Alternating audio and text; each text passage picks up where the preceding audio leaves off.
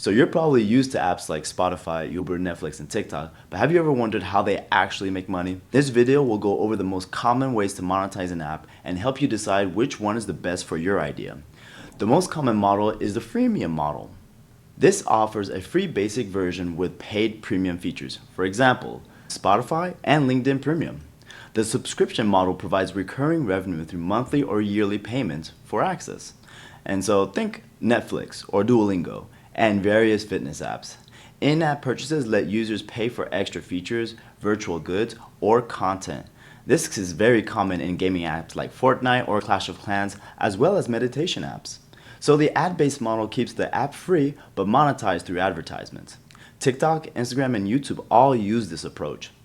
Less common today is the one-time purchase model where users pay once to download the app.